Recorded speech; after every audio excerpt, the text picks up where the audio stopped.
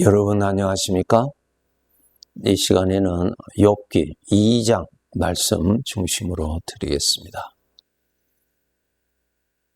욥이라고 하는 성도는 하나님께서 친히 말씀하신 대로 정말 하나님이 욥을 보시고 욥의 그 믿음 생활을 보시고 아주 기뻐하신 것을 잘 기록해 두셨죠. 그 많은 재산을 가지고 있었어도 그 재산으로 인하여서 교만에 빠진다든가 하나님하고 멀어진다든가 하나님보다 재물을 더 가까이 하고 사랑한다든가 그렇게 하지 않았다는 것입니다. 욥은 주인을 철저하게 알았고 주인의 것을 철저하게 알았습니다. 하나님이 나 자신의 주인이신 것을 알았고요. 그가 소유하고 있는 모든 그 재산들의 참 주인은 하나님이라는 것을 잘 알았습니다. 여기에서 탈선하지 않았습니다. 참 귀한 믿음이죠. 하나님이 맡기신 것이죠. 욥의 소유물이 아니죠. 오늘이라도 하나님이 욥을 부르시면은 욥의 재산이라고 하는 것이 욥의 것이 될 수가 없는 것이죠. 즉 욥의 것으로 주시지를 않았다는 것입니다. 맡기신 것입니다. 이것을 욥이 잘 알았다는 것입니다.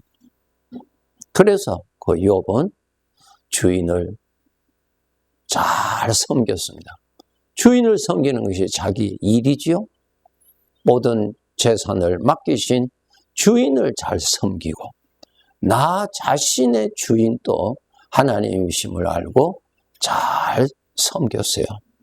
정말 변함없이 주인을 잘 섬기고 주인 앞에 겸손한 믿음 생활을 잘 하고 있는 욥에게 어려움이 겹쳐지죠.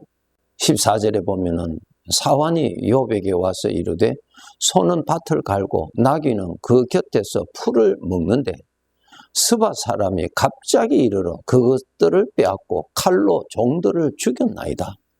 또 조금 있다가 16절부터 보면은 한 사람이 와서 이르되 하나님의 불이 하늘에서 떨어져서 양과 종들을 살라 버렸나이다.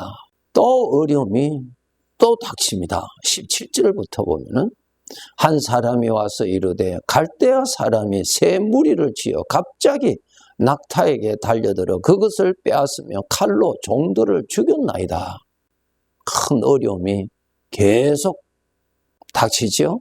18절부터 보면은 한 사람이 와서 아뢰되 주인의 자녀들이 그들의 맏아들의 집에서 음식을 먹으며 포도주를 마시는데 거친 들에서 큰 바람이 와서 집 내 모퉁이를 치매 그 청년들 위에 무너짐으로 그들이 죽었나이다. 말로 표현할 수 없는 어려움이 계속 욥에게 나타났습니다. 이때에 짐승들을 빼앗기고 또 번개로 인하여서 또 죽고 종들도 죽임을 당하고 자녀들까지도 집이 무너져서 함께 다 죽는 그러한 일이 나타났을 때에 이 죄의 성품에서 무슨 소리가 나오겠어요? 하나님에 대한 원망이 나오죠. 내가 이렇게 신앙생활 잘 하는데 어떻게 이런 일이 있을 수 있습니까? 라고 하는 하나님에 대한 원망이 죄의 성품에서 반드시 일어납니다. 하나님에 대한 원망이에요. 하나님에 대한 원망. 재물을 빼앗아간 그 사람들에 대한 원망보다 종들을 죽인 그 사람들을 향한 원망보다 결국은 하나님에 대한 원망이 일어나죠. 욥이 하나님을 멀리 떠나서 죄와 더불어 사랑하고 거기에 빠졌더라면 내가 이렇게 하였으므로 하나님께로부터 천벌을 받는가 보다, 이렇게 생각할 수도 있겠지요. 그러나 이 욥이 겪는 이 어려움은 전혀 그런 상황이 아닙니다. 아무런 까닭 없이 여전히 신앙생활을 잘하고 있는데, 하나님을 주인으로 잘 모시고 있는데 이런 어려움을 겪었어요.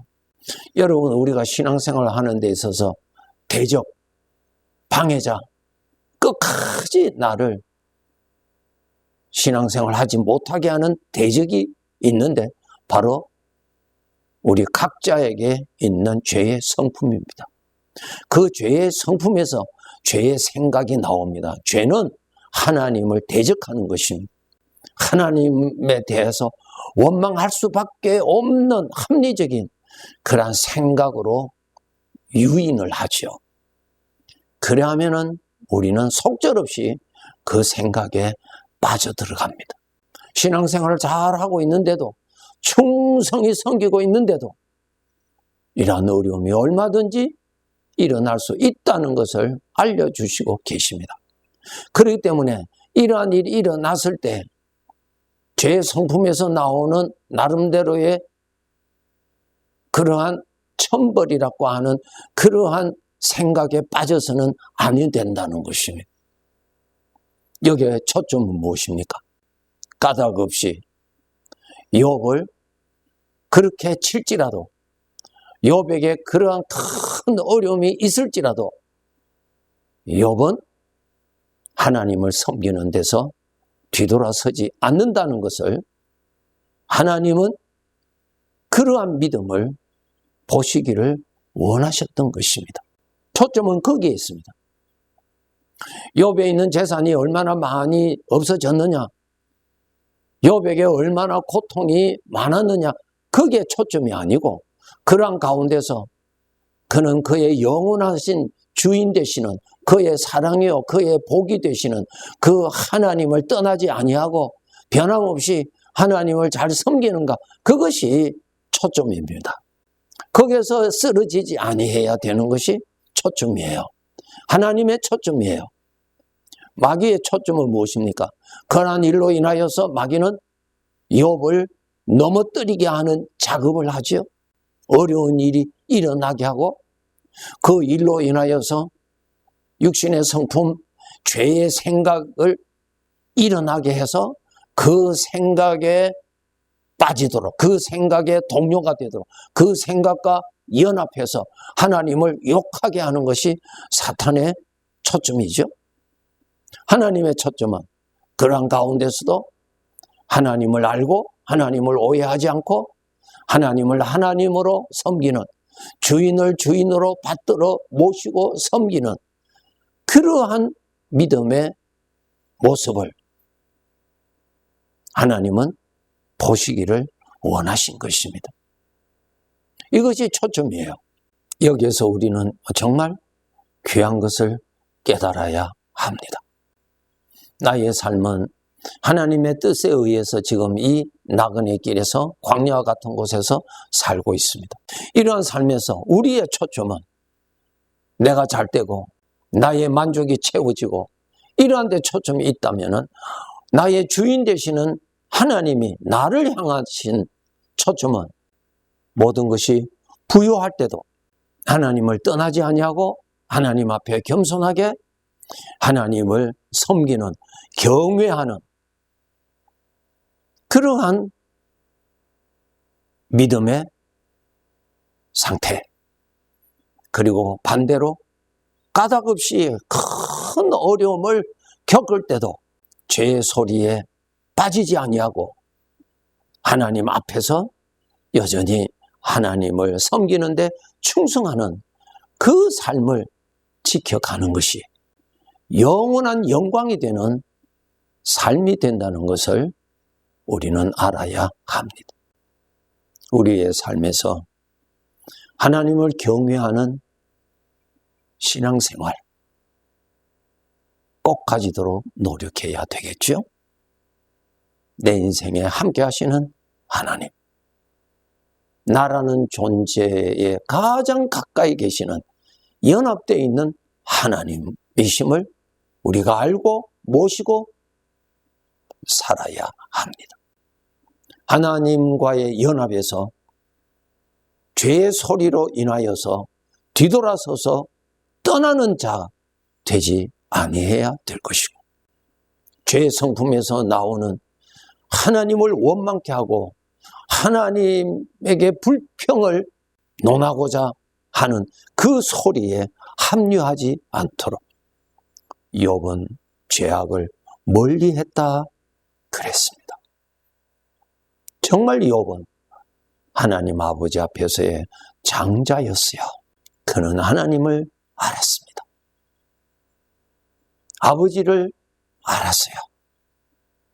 아버지의 깊은 마음을 알았어요.